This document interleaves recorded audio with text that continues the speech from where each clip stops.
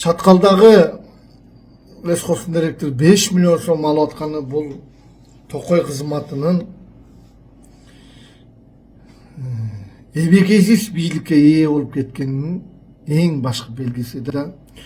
МЧСке кошулганы булар жай бербей күн убулдарын айланып неприкосновенность алды да. Депутаттардын мындай неприкосновенности жок. Өзүңөр элестесеңер, милициялар 10 миң сом взятка алып кармалып атат. Булар 5 миллион сом алып атышат. Көрүп атасың, Бобек Ажыкеев, МЧС министри, Токой кызматтын башчысы Мураталы Тагаев, Садыров, Айбек, жанагы Байдалиевдер. Булар кийинки жылдары Бобек Ажыкеевдин МЧСине өткөндөн бери булар өзүнчө мамлекеттин ичинде мамлекет болуп калганын далилденди. Кыргыз элим ушул күндө налоговиктер, таможниктер 7 миң, 10 миң, 20 миң алып араң калчылдап кармалып атса, булар 5 миллион алды да. Бүгүнкү күндө Токойубуз кайсы жер Токой болгосо деле высокий степень заражения болуп атат. Кыргыз элим бул деген Токойду жок болуп оорулук каптап бараткан бул олуттуу маселе экенин айтып атсам деле, кыргыз элим кичине көңүл бургула. Мен айткам, булар деген Токойду оорулуу болуп куртатып жок кылган аз келгенсип бир көчөтү жок тиккен, айланайын. Бир көчөтү жок. Мына МЧС министри красный дорожка кылып президент өтүп турган боомдун ичине карагай тиктиле, биринчи 1,5 метрлик карагайлар тиккен. Алар өлдү. 5 жолу которду. Азыр келсеңер, урам 10-20 сантиметрден которулуп отуруп, азыр 50 сантиметрлик сейилчилер тийип калды. Канча миңден золотой запас көчөттү өлтүрдү кыргыз эл. Мага эч кандай чара колдонулган жок. Тагаев, Садыров, жанакы Айбек, Байдалиев деген чаткалдан учуп өнүккөн бала.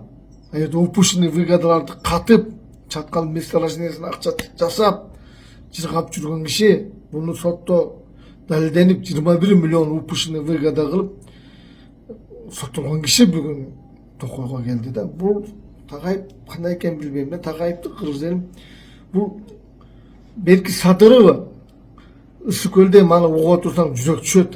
Мен ушунчалык жаман көрүп калмай. Машина вал деген болот экен. Машина вал деген билесиңерби? Ветревал деген карагай жыгылат. Машина вал дегени машина мисалы 10 карагай жыгылса же жыгылбаса, дилсо 31 менен барып трос менен жыгат экен карагайларды кыргыз элим. Ошондой болуп Каптагайевка күйөө бала болуп шуулдап жүргөн киши бүгүн өтө коркунучтуу кишилер. Бир гана тендер, аренда бермей мен заниматься этип коррупция менен иш кылып барып атканы мына бүгүн далилденди. Оройн 5 миллион алып атканда ал упущенный выгоданы эсептебейт болчу чаткалдын директору лесхоздун. Булар чогулуп алып, алдырып, коркпой ал, мен отвечаю деп, Садыровдун связи, Тагаевдин связи, ушу булар ээленип, канча айттым, булар кутуруп кетти деп. Бүгүнкү күндө Токмокто болобу, Жалал Абадта болобу, Ысык көлдө болобу, тоодо карагайларыбыз карно губка болуп жыгылып, заразный тамыр менен оору каптап баратат. Болгон карагайдын баары сары болуп ооруп атат. Арчалар ооруп атат, сасналар курттап атат, кара жыгачтар өлүп атат. Биз эмне деген элбиз? Коррупционер кучка коррупционерлерге берип коюп отурабыз да. Ушу тендер, ушундай кызыкчылык үчүн МЧС министри Бобек Ажыкеев буларды бербей атат да Токой кызматын. Мына жайылда өртөндү дейт. Билбейм канча, бирөөлөр айтат 970, бирөө 850 гектар өртөндү дейт. Жергиликтүү бийлик менен аралашпай 400 токойчу келип туш-туштан өздөрү өртөнүп кала жаздады дейт. МЧС мен эмне үчүн жалпы Кара Балтанын элин чыгарып алып өчүргөн жоксуңар? Эмнеден жашырып атасыңар? Мына бүгүн кемин өртөнүп атат. Кыргыз элим, булардын истинный лицосун жаратылышы өзү көрсөтүп атпай, булар эчтеке жарабайт. Урматтуу кыргыз элим, депутаттар, Адам болгулачылар, эмнеден коркосуңар? Коркунуч жок болобуз биз. Жаратылышты ажырасак, Индия, Пакистанда болуп жер көчкүлөр селдер жүрөт. Эч кимиз могу балдарды ойлобойсуңарбы? Эртең чыркырап баарыбыз жер көчкүлөр басат, булар оору каптатып атат. Оору высокий степень заражения болуп атат. Кыргыз элим токойлор. Силер эмне бирөөнү шайлоо бирдеме детский играда жүрөсүңөр? Глобальный вопростор менен иштебейсиңерби? Мен кайрылатан киши жок уже. Күн улдарына, МЧС министрине тагайыптага эч кандай эме жок. Ал только көрдүңөр 5 миллион деп гана көрөктөп акча чогултуп атып. 1 километрлик акчаларды алып атышыптыр. Токой чирip атабы, курттап атабы, уруп да койбойт. Анткени булар токойго күйбөйт. Булар не родное. Токой булар үчүн только кармонный расход. Кыргыз элим. Көрдүңөрбү? Срочно кетиш керек. Токойчуларды коюшубуз керек. Кыргыз элим. Токойчу, абилдүү токойчулар гана биздин эртең келечек. Токойчу болсо токой болот. Пожар болбойт. Алар алдын ала даярданышат. Акыл бар да, караңыда көрөт. Буларда эчтеке акыл жок да. Тагай Байдаев деген соттолгон аферистти алып келди. Андан өткөн Садыровду алып келди жанына. Анан только акча жасап эмелерди алып келди. Бир да токойчуну жолотпой дейт кыргыз элим. Аппарат президент кичине силкинип ойлонгула, Ар белди ашат атат, белди ашкандан кийин да жашоо бар, Эмне салып берип коет ушундай келесолорго. Токойдун Т деген тамгасын менен. Мына токмоктун токой талкалап чыга берди. Курттатып, чиритип чыга берди.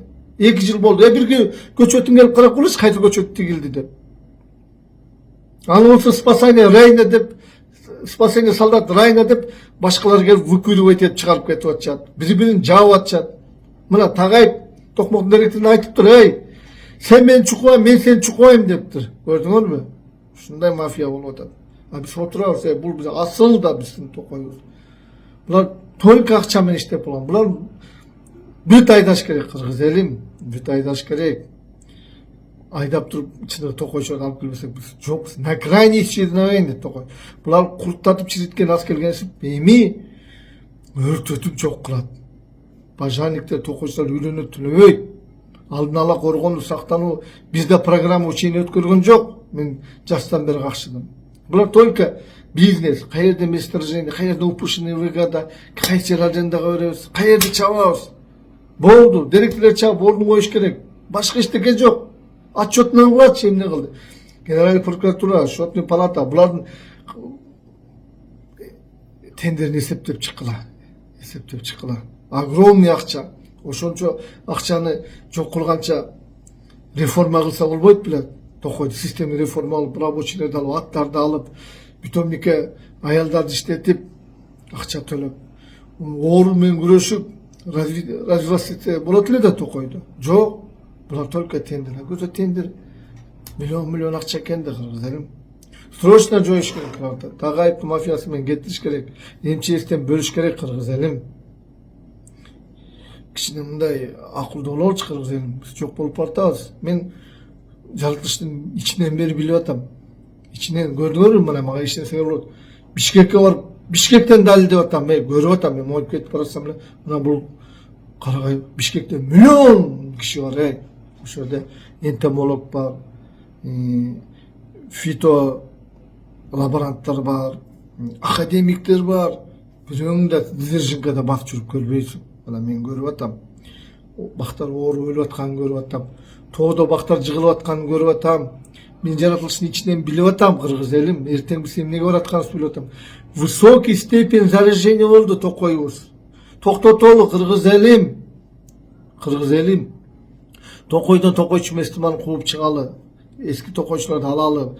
Системный реформа кылалы. Функциональный направление иштерди кылып, стратегический направленияны коелу, кыргыз элим. Ойлоңулачы. Силер эмне болуп калдыңар билбейм. Бирөөнүн чуркаганын айтасыңар, бирөөнүн башка, ал глобальный вопрос эмес. Бул деген манипуляция. Бул деген деградация. Биз эртеңки могу балдарыбызды ойлошубуз керек. Тазаба өтө коркунучтуу кургакчылыктар келатат, кыргыз элим. Жылдап жамгыр жаба коюшу мүмкүн, Быйылкы кургакчылык ушундай болуп атат, эмди жылдарчы. Аркы жылдары 10 жылдан кийин эмне болобуз? Ойлонсоңор болот.